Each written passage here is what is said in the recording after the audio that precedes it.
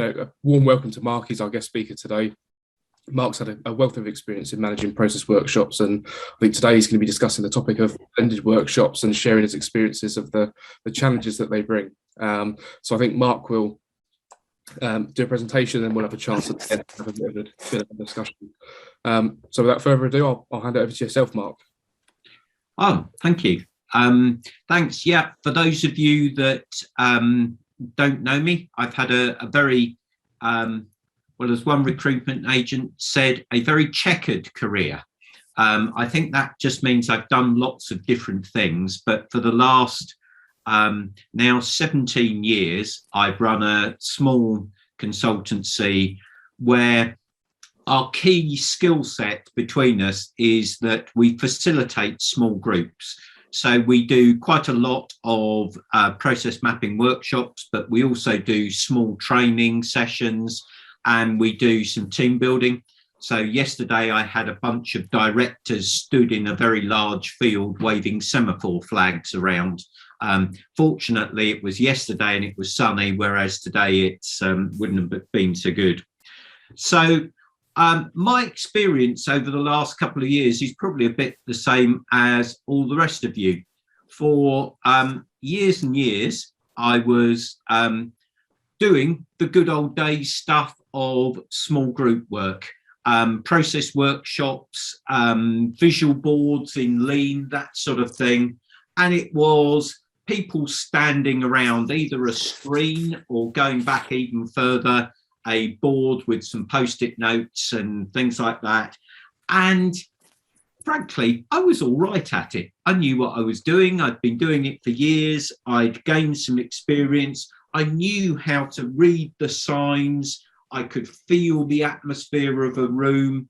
And that years of experience seemed to serve me well.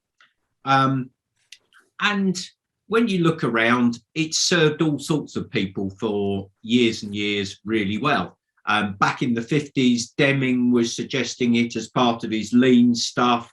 Protest groups in the 60s clustered little small groups together. Churches caught on in the 70s and started doing stuff with small groups. Even software developers started doing clusters and things like that. So AA and Weight Watchers, and everybody sees the value of bringing people together in small groups to do stuff.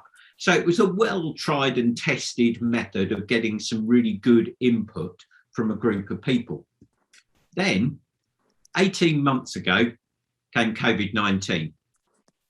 And we started doing something that was, for many of us, very different. But the key thing was, for me, we were all in it together. We were all doing remote workshops. We were all remote, Zoom, Teams, stuff like that.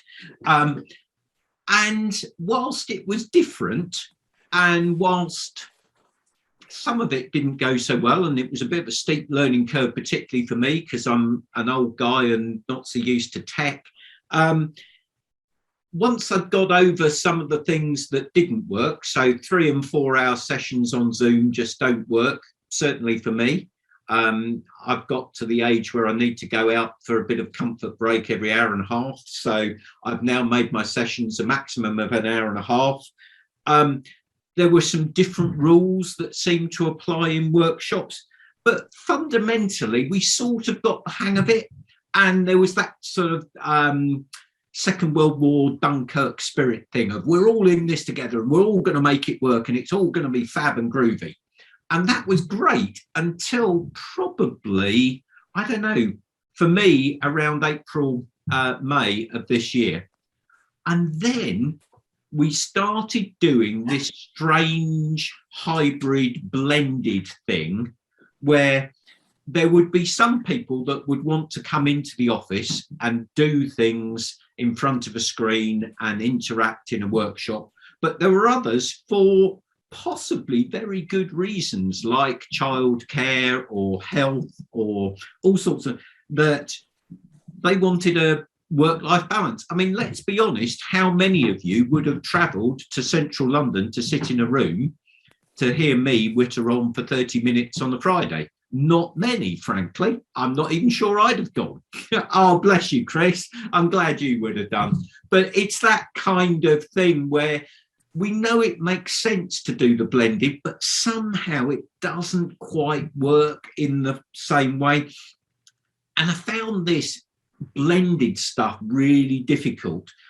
And yes, there's some tech there. But frankly, not all organisations are prepared to get involved in the tech. And they want you to use what they've got rather than bring in something new. And so I started to look at this and try and understand for myself why it wasn't working in the same sort of way. And where I got to was doing a bit of investigation as to what things worked and what didn't. I think there's a trust gap. And all of a sudden, previously, we were all in the room together. Like it or not, we were all in it together. And there was a sort of trust. Then came the brave new world where we were all remote, but we were all in it together. Now, there are two tribes, those on the screen and those in the room.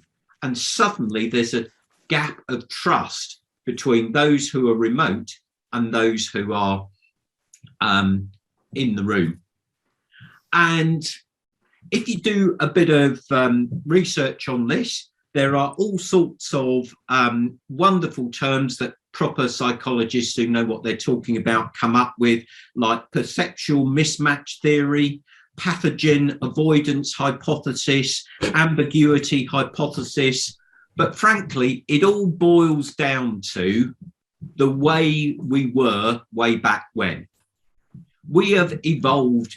We're quite smart people. We sit around in suits and, pontificate. But fundamentally, evolutionary wise, we're still a bunch of hunter-gatherers who sit around campfires. And what is outside of our knowledge, what is outside the group we can see, is potentially not to be trusted. There might be tigers or wolves or anything. And that creates this concept of the others. We're all right because we're the tribe that are around the fire and we can see each other, and we've evolved some brilliant strategies around eye contact and body language and stuff like that. But the others, we're not quite so sure about. And so we trust them less. So I came to the conclusion that we have to build trust in our workshops, perhaps in a different way. And trust comes in two different ways. You can either build trust through relationship or through task. And different people like to build it in different ways. But when you're doing the relationship, try and involve everybody in the thing that you're doing, because that will build the relationship and integrate them. Try and get everybody involved in what's going on.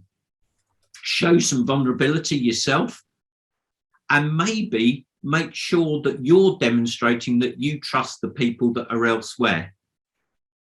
And this whole relationship thing starts to then build up. And I got to some of this by bizarrely talking to my personal trainer.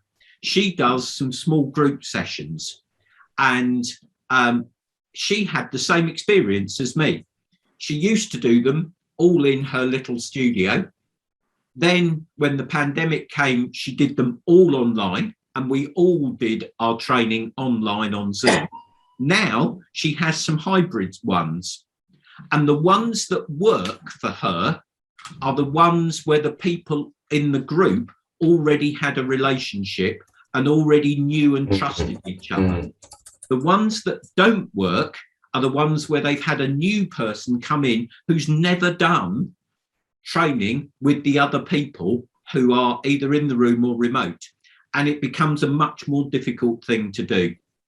And frankly, my worst experience since sort of April, May was a session I did with quite a big client I've got, where they had 2 rooms that were set up and then 5 people online working from home. And I was in one of the rooms with a collection of people, but the other room was all accounts. And they'd not been involved in some of the process work I was doing before. And they had their own little cluster and were their own little tribe. And it was a nightmare. It was absolutely horrible to do because nobody in the whole space really trusted what was going on. So I think the one thing that is really good to do, and SCORE's good at this, is that establishing the common goal at the beginning. Why are we here? Getting the title on the page. I know it's simple stuff. I know we all do it. I know we used to do it, but it's suddenly for me become much more important to have that common goal. We're all here to do this, and now work with me to get it done.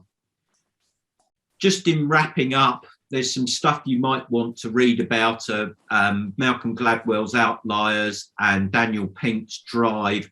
Both talk about things that motivate us and give us meaningful work. And they both start with autonomy. And the problem with workshops is you can't give people a lot of autonomy. You're trying to bring them together to do it your way. And so I've tried to bring in a little bit of choice into my workshops. Do you want to start here or do you want to start there? What about this? What about that? And trying to give the team a bit of autonomy rather than me dictating what I'm doing. And I think the Pink thing down there about mastery, we're all struggling with this. This is all, well, maybe it isn't for some of you, but for me, this is all new. I'm not a master at this by any stretch of the imagination. So I'm spending a lot of time letting myself and others off the hook and saying, we're all in it together. We're all trying to learn. Let's see how it goes. So in summary, couple of things that I've thought of. I'm sure there are many more that you've thought of. Just because it's technically possible doesn't mean to say it's right to do it. Some things are just too complicated and simple is really easy. We're still all work in progress on this, so let yourself off the hook. Try and have some rules about being present. I know you can do your emails while you're working from home and you're on a remote call, but it's not great. And it's a bit rubbish. And try and build trust through task and relationship. And I've found I've gone back to needing somebody else on the call who facilitates for me, who watches out for the hands raised on Teams or the wave or whatever it is on Zoom and that sort of thing. And trying to keep that comms open.